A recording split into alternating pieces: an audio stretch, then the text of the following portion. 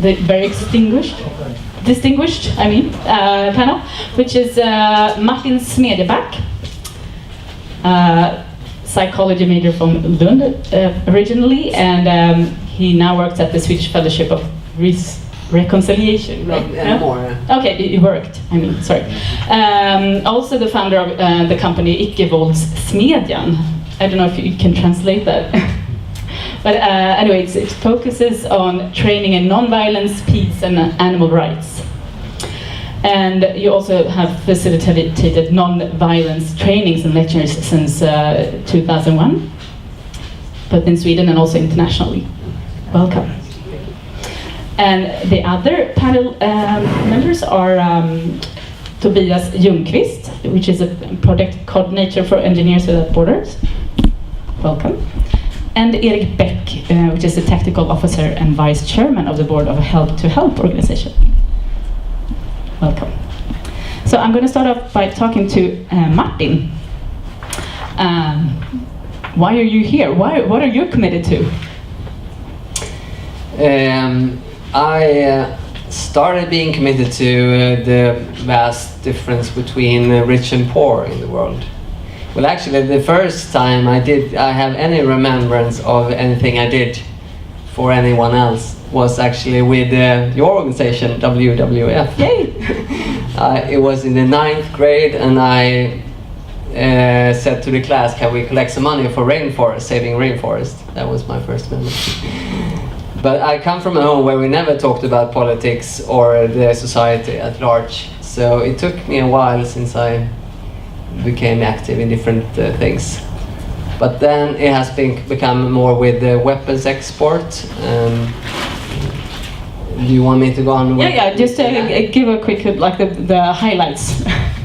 When I worked for this peace organization, I became aware that Sweden is actually one of the biggest weapons exporters in the whole world. 2011, we were the biggest one per capita in the whole world. And this was news for me, and horrific news, because it's such a concrete contribution to wars in the world. So I felt, after having been doing non-violence trainings for 7 years, that I thought I can't just talk about non-violence, I want to do something more concrete. So I got an invitation to become part of a disarmament group. So we were 5 of us who went into weapons factories and hammered and destroyed weapons so they couldn't be exported, and faced some prison time for that. And then I have become continue with that kind of activism, but also animal rights activism in my later years. So why do you do it?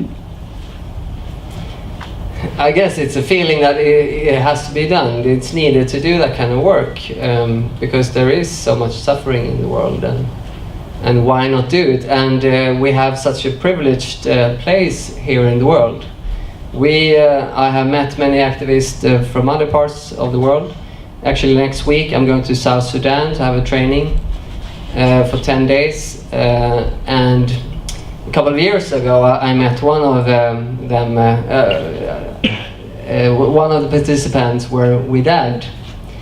And she surprised me, because first she said, I have come to this training to find a husband to marry. Period. But then a couple of years later, actually on Al Jazeera, I saw her, and it turned out she had been active and still are active, I think, in the democracy movement called reflekterna. And in Sudan, as you probably can guess, you risk your own life and your freedom by being engaged in such a quest for democracy, for basic rights. So she had been imprisoned for a couple of weeks for her activism. So she is one of my inspirations, and I felt, if she can do that, if those activists can do that with risking their lives, can't I do something much less risky here in safe old Sweden? Good, but is it to be an activist like you do? You can only change so much. Why aren't you a politician instead? I think that it's good that we have politicians, but not everyone has to be a politician. I don't think it would be good with a society where everyone is one. We need an active civil society. We need people, and of course, in all walks of life, we need people who takes responsibility. Even in your paid work, we need people who says stop if something is wrong. And I feel that I have found my place in organizations, in networks. I think that's where I do most difference. Good. So what is your commitment based on? Do you remember when I was born? Except for this part of the school where I'm not sure why I started doing something for the rainforest. But it was when I made a trip, my first real trip to a poor country. It was in India when I was a student. It wasn't quite a regular trip. I mean, a tourist trip with other students. We saw Taj Mahal and the big tourist places.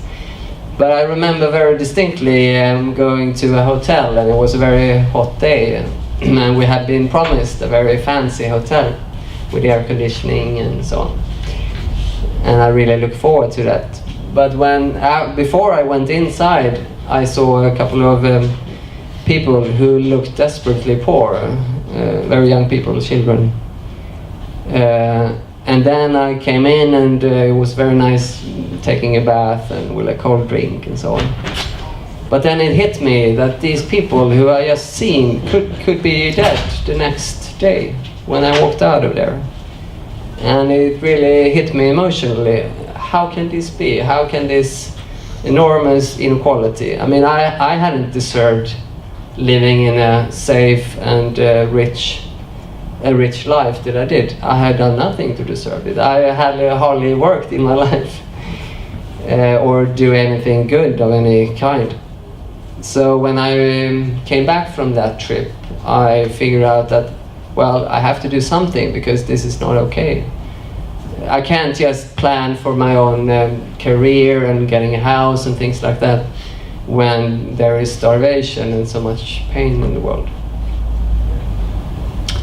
So, what is dedication for you? I mean, you're super dedicated, but what if you would say, tell these people what dedication is for you? How would you describe it? That's a difficult question. What is it for me? I think it is, a feeling that something is wrong and that I want to do something, and a commitment to do it, and not just only once. Many people, and there are a lot of discussion among people begging in the streets, and should you give, shouldn't you give?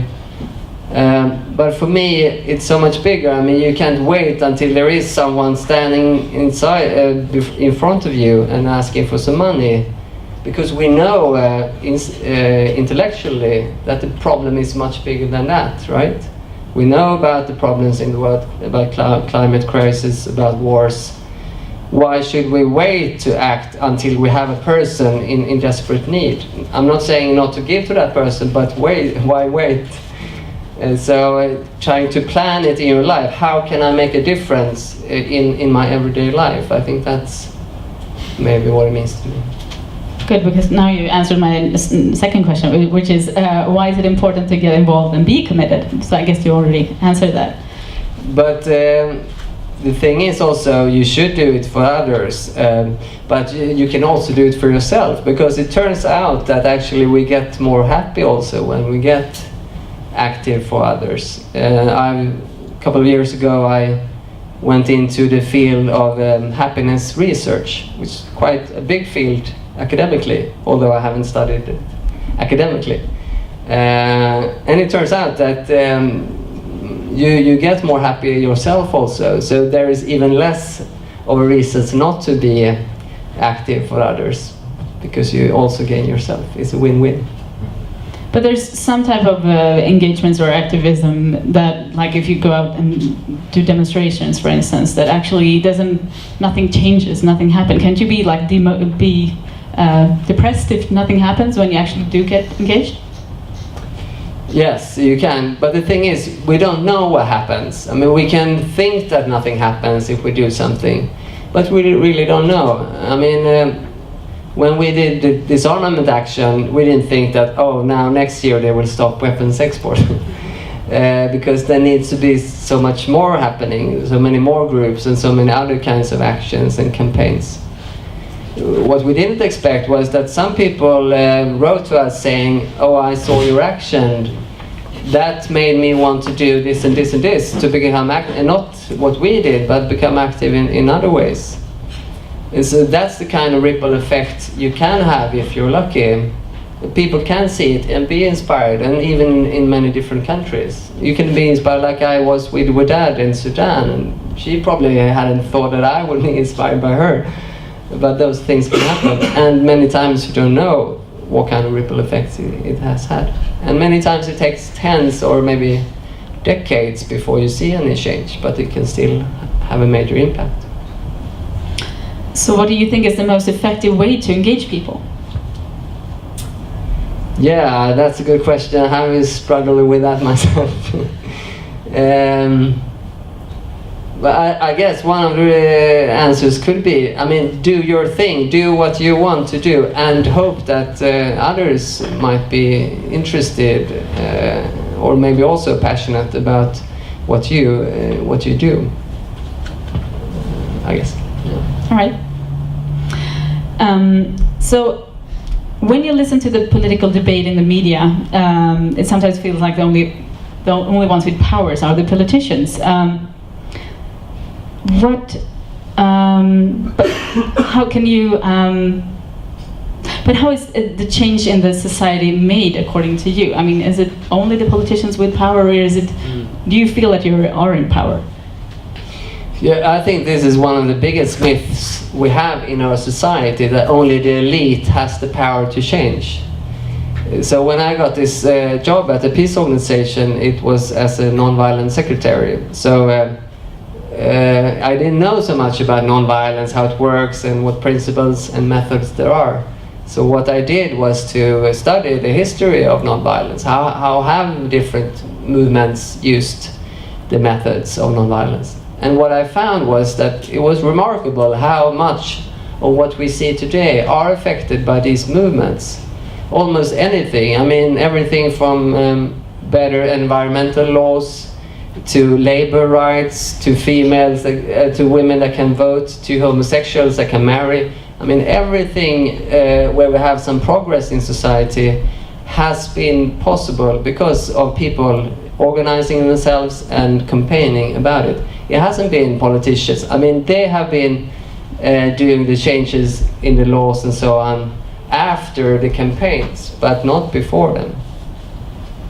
So what do you think are the biggest obstacles for change? I think it has to do with this myth, and also how we construct our lives, or how others construct our lives for us, maybe. Sometimes when I do workshops, I do an exercise. Maybe I can do that with you. I ask the question, what are the norms of a successful life? What would you say? What are the norms, what you should have for a successful life? A job. A job? Employment of some kind, yeah. Good. Money. Anything else? Friends. Friends, and hopefully many friends, right? What else? Happiness, yeah. A purpose. A purpose. Mm-hmm. And safety. Sorry? Safety. Safety. Yeah. What kind of safety? Just everything in general. Yes, Uh-huh. you're being safe in, like for example, if you're walking on the street, Yeah. just having that feeling of safety. Right. Or also, of course, safety as in knowing, food safety, for example, also knowing that you're going to have food in the table. Right. So Right. stuff like that. Yeah, there are some, we could continue this maybe for hours, because there are so many norms also. Maybe you should have a family, an attractive partner, and a nice body, you should be fit, and go to vacations, etc., etc., right? There are so many things. But what often is not mentioned is activism, that you should give some part of your time for others, or for organizations, or for volunteer work. That you said purpose, and that was interesting, because that's very close to working for something more, something bigger than myself. And that's not very often I hear that when it comes to what kind of norms. And I think that's one of the biggest obstacles. We get so caught up in the norms and don't have time or energy for doing something else. Because if you fill your life with all these norms, you don't have any time or energy left. Okay, so there are so many big problems in the world, and also you need to stay fit and get a perfect husband or whatever. How do you decide what to engage in? I mean, there are so many important issues that you can be active in. I would just go for what you're passionate. I mean, everything. Everyone can look at the news or a paper and say, "Oh, this issue really gets my blood boiling," and I would say go for that also. Then. But of course, one could also say, okay, this issue is this one of the most important things we should change. If it's a minor question, maybe you should go for the bigger ones where more people, animal, environment is considered and in a more harsher way. I mean, for me, that's also an important factor to count in. All right. So you have been doing this for such a long time. How do you keep your commitment going for so long? Yeah, and in general, I don't think it has to do with our passion or lack of passion or lack of wanting to do anything. I think that's one of our least concerns, because most people want to change the world for the better. Most of us have those values. So it has to do more with what we talked about before, that we are so caught up with other things, job, family, vacations, etc. And if we then want to do activism also on top of all this, then it's a large risk we're going to be burnt out. And that's the last thing you want to do for yourself and for the world, because a burnout person doesn't do any good at all. So I think it is to try to construct a life where you maybe take away those things that are not so important and take in those things that actually matter, and including yourself and your own health and need for rest and so on. That you need for the long-term commitment. We can't be 100-meter sprinters in a marathon. It doesn't work. But do you really need to have lifelong commitment? Can't you just, like things on Facebook, or be super quick and do a very short thing? I think everything you do that gives something is something positive for the society is good. But why do small things or short things when you can do something more or longer term? I don't see a reason. When we have done actions or campaigns and sometimes someone writes about it, they call us youth. I'm about 40 now, but I'm still youth. That's okay for me, but it seems like you're only active in the youth according to some norms. But why is that? Actually, in the US, when I look at the peace movement, the most radical ones that face prison times of years and years, it's nuns and others who are in the 80s. They are extremely active and also do riskful activities. So that's an inspiration for me. I mean, and many have been active for decades. But it's okay to do short-term things as well, right? Absolutely, absolutely. But what one might want to think about is that, how can these short-term things lead to a long-term commitment as well? So is all types of activism good activism? Is it good? No, you can do things that are very bad for society. Like you can be active for less immigration in the society. I don't think that's a very good thing. So of course it depends on what kind of values you have. You can be active or employed in a company that really does horrible things for the environment, for instance. So that might not be such a good thing. Right, and you gave the example before that a lot of engineers end up in the weapons industry, and that might not be a very good commitment, according to you. I've heard that about half of the world's engineers end up in the weapons export. It sounds ridiculously high to me, but that's what I read. Not you guys, right? No. What I've been thinking about is that, I don't know if you followed the Saudi affair. It came up a few years ago, and now there is a book called Saudi Vapen, which is about the affairs we had with Saudi Arabia, where the Swedish authorities agreed to build weapon factories in Saudi Arabia. And reporters from the Swedish radio, they got hold of this. And that was whistleblowers from, we don't know who it was, but some people leaked these documents. And that was, of course, very important for us to uncover this. So even if you're companies or authorities who does these things, you can actually play quite a big role of doing something about this. The Snowden type of engineers. Good. Yes, and then you don't have to do like Snowden, because I mean he risks his freedom. They did it actually anonymously, Yeah. the ones, so which is a bit less risky. Okay, so you've done this most of your life, but what do you feel, with your experience, engages people the most? Oh, it's so different because, and I think it should be different because we have so many different issues that we are passionate about, and almost every one of them are really good ones. I feel when I talked about the weapons export, I go mostly to senior high schools. Many people react very strongly that are we really doing this? Are we sending weapons to these places? Many don't know that. Also, even without me talking about animal rights, many feel for animal rights. So that's a topic I think is something that more and more will be active on. Great, thank you for your fantastic answers. So I'm going to talk to the rest of the panel now, but I don't know if you have any questions for Martin as well. Or reflections. Or reflections. Actually, I thought the first woman you mentioned, when she said she was at the meeting to find a husband, and then you said several years later, she and I got married. So did she find a husband? That's probably one of...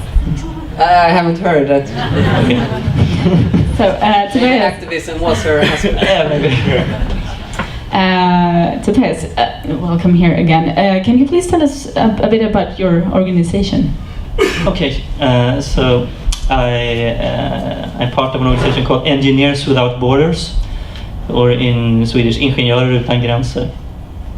And it's an NGO, and we are committed to channel the energy that Swedish engineers have when it comes to improve the livelihood of impoverished people or disadvantaged regions in the world. So we mainly work with partners in Africa, in Kenya, Tanzania, and Uganda. And we collaborate in projects, and oftentimes it has to do with water and sanitation issues, rainwater harvesting tanks, for instance, for harvesting water for drinking. It can be energy systems, small scale, solar power, solar water heaters, those types of systems, biogas systems. And it can be IT projects, so we've been, for instance, collecting used computers and partnering with schools in Kenya and helping them to set up networks and with their ICT education. So those types of projects. And so we are about 1,000 members in Sweden, and we are very active here at KTH. We have a student chapter, you might say, and we also have a lot of people active in Gothenburg and in Lund and in Linköping and Uppsala. So we're expanding quite rapidly right now, which is fun. So how come you're doing this? It's personally for me, it's a way to understand the world better. And I mean, it's okay. First and foremost, it's a lot of fun. Of course, you meet a lot of people. I mean, it's the networking, the social aspects of it. It's a good opportunity to discuss important issues. And then, of course, what we're hoping is to make a difference, however small that difference might be, because we are very small scale and like on a grassroots level, you might say. But we, I mean, of course, we meet people, our partners, and we can see that we have actually contributed to some type of change in their local area. So of course, that's really, I mean, that's the purpose of the whole thing. Yeah. So what actually did you get started to get involved with this? Actually, I mean, when I was a student here at KTH, I remember thinking about, is there anything an engineer can do when it comes to be part of something important? Because at the time, this was like in the I mean, it's like maybe 15 years ago or so. There was no organization like that at KTH, and I talked to a lot of people, and everybody was wondering, is there anything we can do, basically?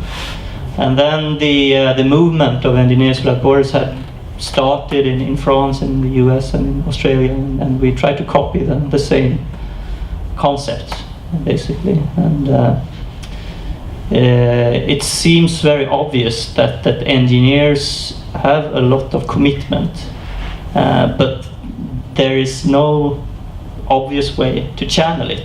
And the competences that engineers and engineering students have is so important, but it's very hard to do something by yourself. I mean, you can't just buy a plane ticket to Kenya and think that you can do something useful. You need to have an organization, a platform. You need to have statutes, quality assurance, and so on. So that is where we have started to build something good here in Sweden with Engineers Without Borders. Good. So what is dedication for you?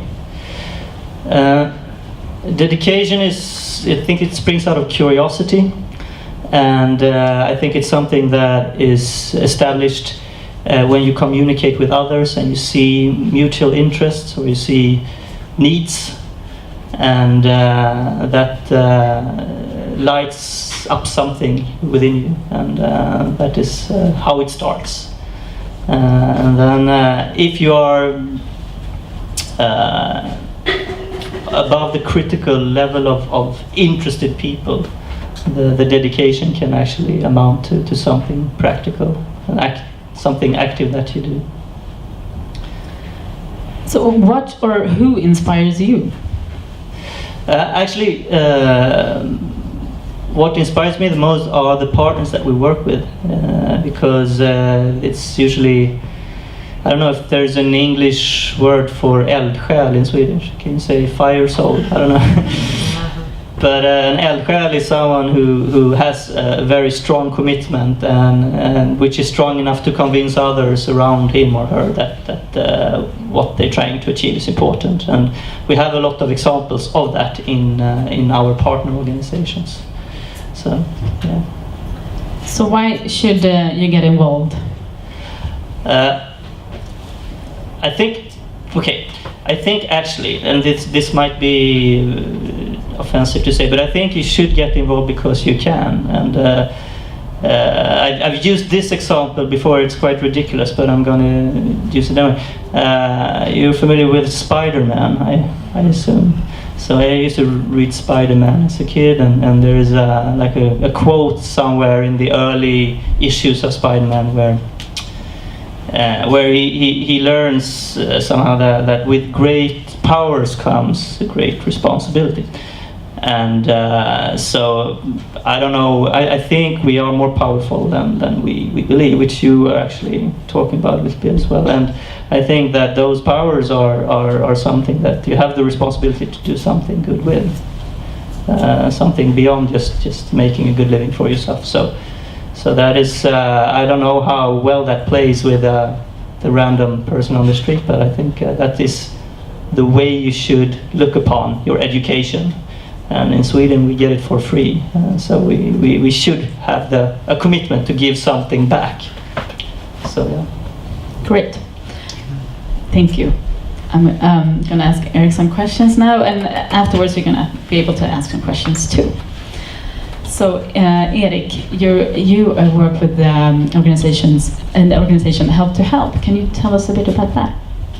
Yes, we're a group of students who think that other students in the world should get the same opportunity as we get here in Sweden. So what we basically do is that we find talented students but that can afford to pay for their own university education in East Africa.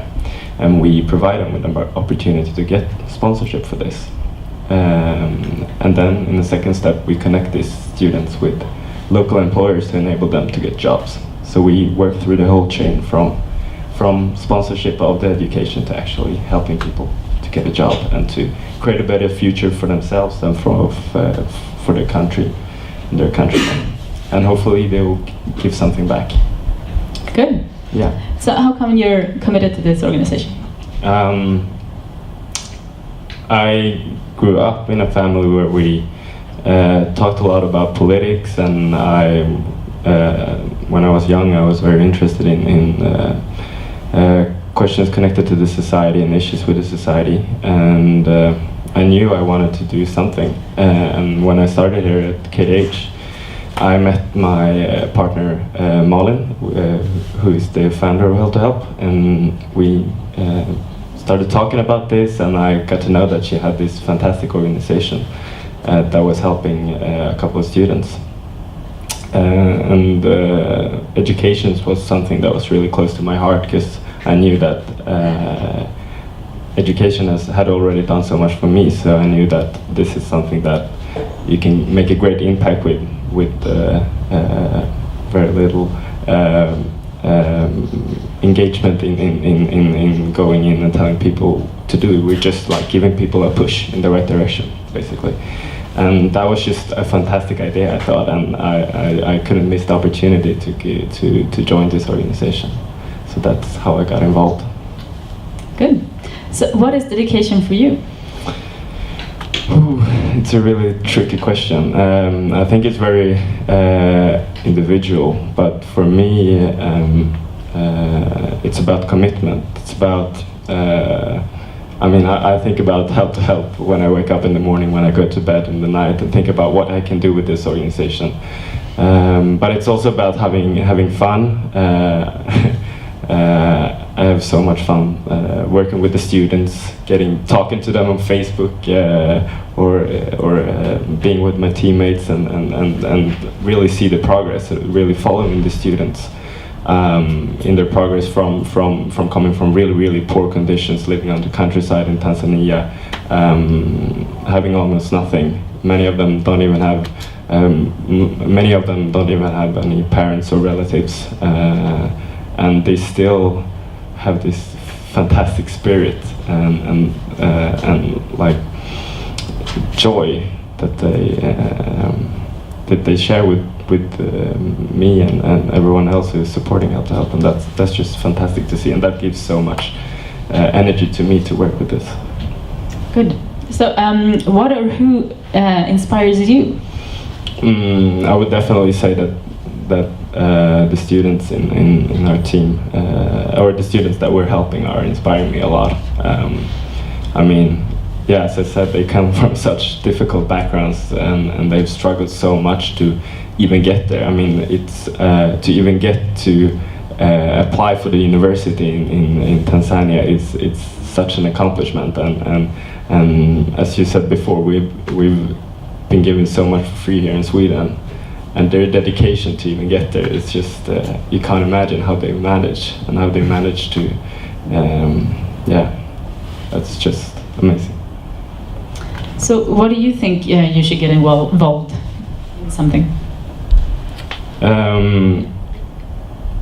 Partly because it's so much fun, but also because knowing that you're doing something good for other people gives so much much back to you.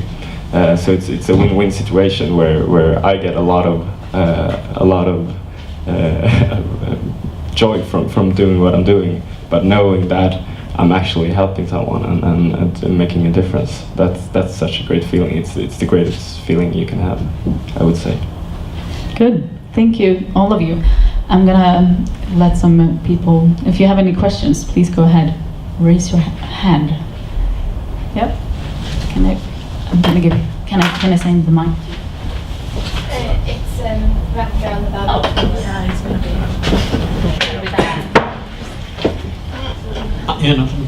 I was actually not counting on getting at the mic, but all of you are talking about getting things back in means of appreciation, or it makes you feel good.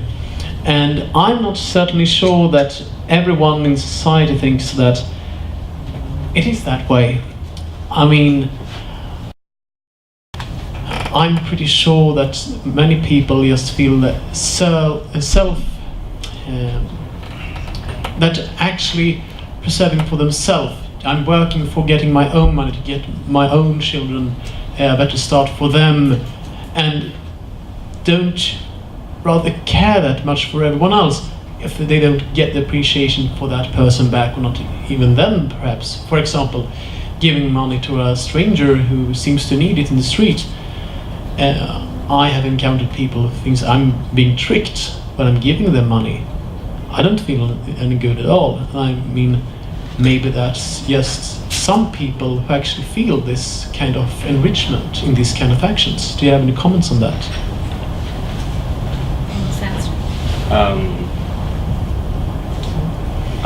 I do believe that I do believe that everyone wants to do something good. I really do believe that, and it's just about. I mean, people have different life situations. I mean, I think a lot of random situations leads to you ending up in certain situations, and I mean, I could be one of those people as well as you are talking about, but I've been very lucky with meeting the right people and with ending up in the right situations. But I think everyone can pretty much. I truly believe that people can make a difference. Well, I was thinking, I mean, I think you're right in saying that not everyone has that, at least on the top of their minds, to do good. And why is that? I think we live in a society where egoism is lifted up as something almost good. Now, maybe not good, but I mean, look at the last election here. What did we talk about? Having jobs, of course, but also should there be a few hundred crowns more or less on the tax? I mean, it's so much connected to ourselves and our own lives. How many talked about the visions of a world without war or poverty, or where everyone has engineers who build a house for themselves? No one did that, right? So we are trained to think about our own situations, and it takes some maybe not guts, but something else to pull you out of that way of thinking. I think there is something, but for some of us, we have to go deeper down to find that willingness to do something else, do something for others. Any other questions? Send the mic back. Okay, I just have a reflection of what you said, because you're talking about that more than 50% of engineers end up working with weapons. But I just wonder how many engineers work later on with things connected to the fossil industry that is a big harm for the environment. That would be interesting if you know that. I don't know that. But that's a good question. But maybe an engineer here knows. Do you know? No, I don't have to, but I assume a lot of people are in second or third step at least. Yeah, it's a good point. Okay, me.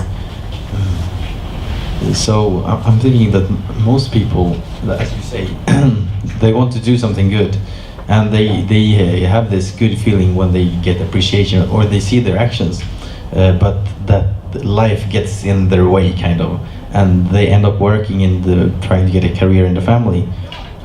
But is there something that you think anyone can do, which is not like you work full time as you do on this, to keep kind of focused on or reminded and get this appreciation back, where you see that you contribute to something, even though you're not working full time?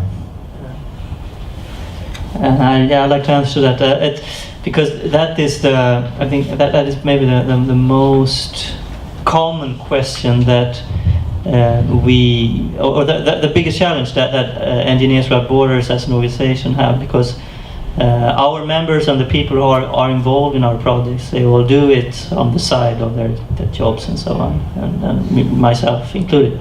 And so the challenge is to try to arrange the projects and the work packages and so on in a way that it's actually possible for people to get involved and make use of their commitment, and figuring that out, that is really tricky. And so what we try to do is to find levels for the commitment. So you can be involved by just being a passive member and paying the membership and coming to seminars and perhaps sometime contributing with your particular expertise as part of a fora of some sort. Or if you have more time, for instance, if you are retired or a student, then we try to lure you into a more time-consuming project role where you would drive sort of the project or the activity itself. So the trick is to try to find something which is lagom in Swedish for anybody. We haven't succeeded yet, but you put finger on something that we think a lot about, at least, and which I believe is possible. I was thinking that I'm not thinking that everyone should be a full-time activist. I don't think it's possible. I don't think it's good, because we need doctors, we need teachers and so on, and it makes sense that they have some kind of employment to do that. But what one can think about is, I mean, how can I combine, of course, employment with, and you were talking about that, with some kind of volunteer activism. Can I have a job? And of course that's something you have to discuss with the employer, where I don't work 100%, because then it's tough, isn't it? Can I work 80%, 70%, maybe 60% even? I mean, we live in one of the richest countries in the world, in one of the richest times in our history. Can't we get by with a bit less? I think we can, or at least most of us can. So, and maybe there are some companies that would allow you to do that if you push for it, and if many more push for it, it's even more possible, maybe with your union and so on, to get that kind of situation. We actually have some examples now where we have established. We have some examples now with industry in Sweden, where we have established that type of relationship where people can actually contribute to our projects on working hours. So it's not common, but we see trends towards that, because that is something that employees of course want, and it's of course a lot of goodwill for the company itself as well. So we hope to see more of that. Yeah, and also if I can answer a question, because I work a lot with companies, and we see that more and more all the time now, especially it comes from the American way of doing business. They want to give something back to the society. So they call us all the time, and it's like, we have 100 people here who wants to work, do a week of work for you for free, and we're like, we have to invent something, and we don't do that in our organization. But also, like, if I can do a personal note, I used to be an activist, and I went to Linköping University and was active in Naturskyddsföreningen and Greenpeace and so on. But and after a while, I forgot about my commitments for a while, and I started working in the the 20th Century Fox. I did all the gala premieres with big celebrities and stuff. Really cool. Made a lot of money, but after a while, I was like, I'm not happy. I'm just flying all over the world. I should be super happy, but yeah, I wasn't. And then I started thinking about what made me happy. It was the activism. It was actually saving the planet instead of polluting the planet. and making Rupert Murdoch, which is an evil man, even richer. So, and I just like, okay, I'm gonna change. So I studied at night, and I eventually made it into the industry or organization that I'm in now, and I'm saving the planet full time. But I'm not getting rich, but I'm so much happier. So yeah, you could start as an activist, and then you can just try to make it into a profession. It's not for everybody, but for some people, it's fantastic. For me, yay. So I think we're going to end the questions now. I was just wondering, have your views, the things that you wrote in your notes, has that changed from the beginning until now? Did anybody change their views about commitment and activism from the start, or is it exactly the same? You said engagement and activism the first time. Yeah, so now it's commitment. It's like all of them. I only have two definitions. Yeah? So do you want to share? No. You're changing the rules. Okay, sorry. So are you feeling that you're gonna, commit, be activists now? Yes. Yes, go ahead. Yeah, I wanted to have a follow-up question, kind of, and then you started talking about it, that you can actually do it through your organization, through your company, and you started, like you said, you started working in the industry kind of, and do you think there would have been a way where when you start working at a big corporation that you influence as an engineer or as anything how they work with these values or projects? Because that's what I'm thinking I might do. Can I answer that? Sure. Yeah. I think you sometimes can, depending on the industry and what you do. If you're a Snowden, maybe you can, change some things very much, or not at all. And if you're a whistleblower, you can actually, change out if they're doing corruption or something within Telia or something. But in some companies, I was very naive, so I thought I was going to change 20th Century Fox from within. No, they didn't even listen at all. So it depends very much, and also the maturity and what's happening in the outside world. I think in some companies now, the organic food, if I can talk about the sustainability section, it's booming. So now it's easier to get things happening when it comes to companies in that direction, especially for products. So it depends on maturity and where the companies are in many ways. Do you want to comment as well? I would say that if the person who are in the company is not changing it, then who would? So I say the of course it's possible. It has to be possible. Otherwise, no one will do it. So that's just a reflection. And how do you start? I think. I have a comment on that. That is that I think maybe it's hard to get like a whole move. If there's nothing to get the movement going as one person, maybe it would be hard. But if there's already is something, then I think it's much easier to contribute, to help, to make it. If an organization already has some ambitions about doing something, then you as a person working in it could steer that or could add to that. Yeah, depends if you're a VP or not. They were saying something and then they're doing this in other direction. So, any other reflections? Yeah, in the back. If you are arrested for destroying weapons or something like that, what should your first steps be? Well, of course, that's up to you, but our idea was to, I don't know if you mean practically right there, we stayed at the weapons factory and called the police and say, hey, we're two Swedish peace activists, we're unarmed, we're peaceful. And they came and arrested us, and then we went for trial, and then we did our sentence. So that's the way I would do it, according to the rules of civil disobedience, that we follow that kind of tradition.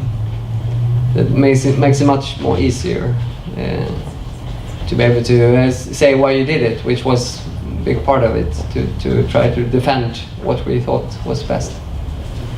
Yeah. Good luck. So we're going to end this now by then the panel, they're going to say some last super smart words to you, so you go and you be super engaged and become activists now. Can we start? Okay.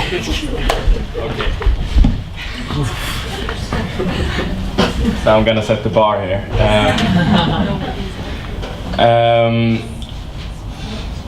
I wanna say that sometimes we're told to believe that everyone has to come up with their own idea. That you have to pursue your dreams, and that you have to find what really gets you committed. But there's so many great organizations out there, and there's so many great people running great organizations with great ideas, and they need people to help them to build these great things and make them better. And instead of walking around and trying to find come up with your own ideas, try to find what's already out there, because you could do so much with that. And we in Help to Help are always looking for new people that want to get involved. And yeah, that's my pitch. Okay, so I'll continue the sales pitch from yeah. So I assume that since we are at KTH and this is the Reflecting Engineer initiative, that you who are sitting here are to become engineers, and for that reason I hope that you feel welcome into Engineers Without Borders. If you want, take the opportunity today, right now, to talk to me, to Peter, who is in the back over there, who is responsible for the student chapter here. We also have in the audience a representative from one of the partners of Engineers Without Borders, and he's also called Peter. He sits over there. Can you raise your hand? So Peter is running a vocational training center in Uganda, which we are supporting, and there's a project right now here in Stockholm which needs more people, and take the time to approach Peter and just ask him about what he's doing and what he wants to achieve. That is my message to you. And then join our organization and help us be better. Yeah. I told them one sentence short message. Oh. So I'm just gonna, Okay. Maybe go ahead, it could be longer now because they were Okay. Well, I'm very happy that we have these great organizations, Help to Help, Ingenjörer utan gränser, and reflekterna ingenjören. Because I think it's very important, if you now are engineer students, which I think, to be able to think about these questions and to have a way in, if that's what you think about. If you happen to end up in the weapons industry after all, and you find out something, give me a call in a few years. We can do something great. Thank you. So, and maybe I can say something too. Please join WWF and become a, I don't know, polar bear father or something. Otherwise, I want to thank the organizers and you for coming. It's been great for me, at least, to talk to all of you. And thank you for coming. Oh my God, look at that. So, thank you so much for coming and having this fantastic and interesting talk. Yay! Thank you. From us. Thank you so much. And so there's a mingle afterwards. Please ask any of us questions after this and have fun mingling. Thank you.